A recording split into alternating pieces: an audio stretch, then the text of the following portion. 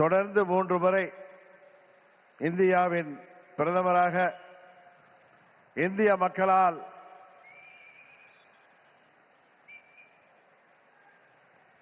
ஏற்றுக்கொண்டு இந்தியாவை உலக அரங்கிலே ஒரு சிறந்த இடத்திற்கு உயர்த்தி கொண்டிருக்கின்ற பாரத பிரதமர் அவர்கள் தமிழ்நாட்டிலே நடைபெற்றுக் கொண்டிருக்கின்ற இந்த மக்கள் விரோத குடும்ப ஆட்சியை முடிவுக்கு கொண்டு வர வேண்டும் என்கிற ஒரே நோக்கத்தோடு அம்மா மக்கள் முன்னேற்ற கழகம் இந்த கூட்டணியிலே வர வேண்டும் என்று அவர்கள் விரும்பினார்கள்.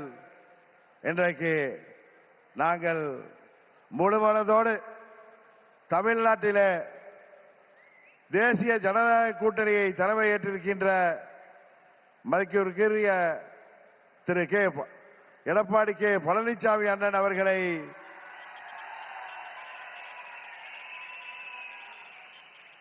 முழுமனதோடு ஏற்றுக்கொண்டு வந்திருக்கிறோம்.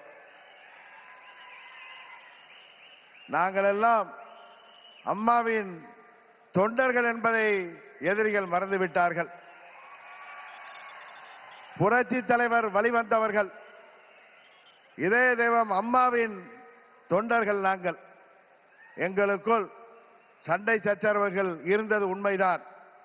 ஆனால் தமிழ்நாட்டின் நலனை கருதியும் அம்மா மக்கள் முன்னேற்ற கழகத்தின் நலனை கருதியும் மாண்புமிகு பிரதமர் அவர்களின் அழைப்பை ஏற்று நாங்கள் எங்கள் மனதிலே இருந்த எல்லா கோபதாபங்களையும் விட்டுவிட்டு 21 நம்மால் முடியாமல் போன அம்மாவின் ஆட்சியை உறுதியாக தமிழகத்திலே ஏற்றிட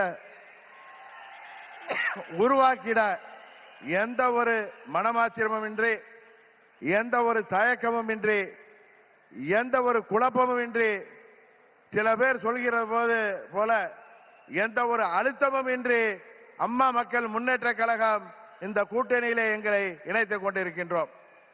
இந்த கூட்டணியின் வெற்றிக்காக அம்மா மக்கள் முன்னேற்ற கழகத்தின் ஒவ்வொரு தொண்டரும் தமிழ்நாடு முழுவதும் அயராது பாடுபடுவான் என்கிற உறுதியை மாண்புமிகு பிரதமர் அவர்களுக்கும் எதிர்க்கட்சி தலைவர் மாண்புமிகு எடப்பாடி பழனிசாமி அவர்களுக்கும் இந்த நேரத்திலே நான் சொல்லிக் கொள்கிறேன்.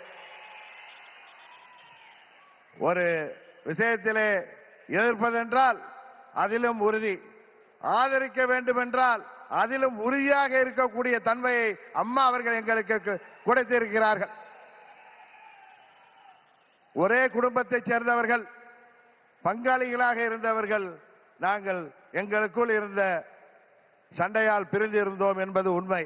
இன்றைக்கு எல்லாவற்றையும் தூக்கி எறிந்துவிட்டு பாரத பிரதமர் மோடி அவர்கள் தமிழ்நாட்டிலே ஒரு மக்களாட்சியை உருவாக்க வேண்டும், புரட்சி தலைவர் டாக்டர் எம்ஜிஆர் அவர்களின் ஆட்சியை உருவாக்க வேண்டும், எங்களின் இதய தெய்வம் அம்மா அவர்களின் ஆட்சியை உருவாக்க வேண்டும் என்கிற உயரிய நோக்கத்தோடு இன்றைக்கு மக்களை வாட்டிக் கொண்டிருக்கின்ற இந்த மக்கள் விரோத குடும்ப ஆட்சியை முடிவுக்கு கொண்டு வர வேண்டும் என்பதற்காக நாங்கள் முழுமனதோடு இந்த கூட்டணியிலே இணைந்திருக்கிறோம் என்பதை அவர்களுக்கு மீண்டும் நான் இந்த நேரத்தில் தெரிவித்துக் கொள்கின்றேன். இன்றைக்கு தமிழ்நாடு ஒரு கொலை நாடாக, கொள்ளை நாடாக மாறி கிடக்கிறது. பத்திரிகைகளையும் ஊடகங்களையும் பார்த்தால் எங்கு பார்த்தாலும் கொலை, கொள்ளை, பெண்களுக்கு பாதுகாப்பு இல்லை, போதை மருந்து பழக்கம், போதை மருந்துக்கு ஒரு ஹப்பாகவே தமிழ்நாடு மாறி இருக்கிறது என்பது வேதனைக்கு உரியது. இன்றைக்கு அனைத்து தரப்பு மக்களும், அவர்கள் விவசாயிகளாக இருக்கட்டும், அரசு ஊழியர்களாக இருக்கட்டும், ஆசிரியர்களாக இருக்கட்டும், மருத்துவர்களாக இருக்கட்டும், செவிலியர்களாக இருக்கட்டும், ஏன் மாற்றுத்திறனாளிகள் கூட இன்றைக்கு போராடுகின்ற நிலையிலே இந்த மக்கள் விரோத ஆட்சி ஏற்படுத்தி இருக்கிறது. இங்கே மக்கள் எல்லாம் வருத்தத்தில் இருக்கிறார்கள்.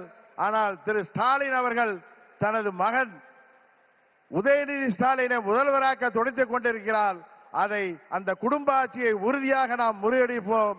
தமிழ்நாட்டிலே மீண்டும் மக்களாட்சியை, புரட்சி தலைவர் ஆட்சியை, அம்மா அவர்களின் ஆட்சியை உறுதியாக உருவாக்குவோம் என்று கூறி வாய்ப்புக்கு நன்றி சொல்லி விடைபெறுகிறேன். நன்றி, வணக்கம்.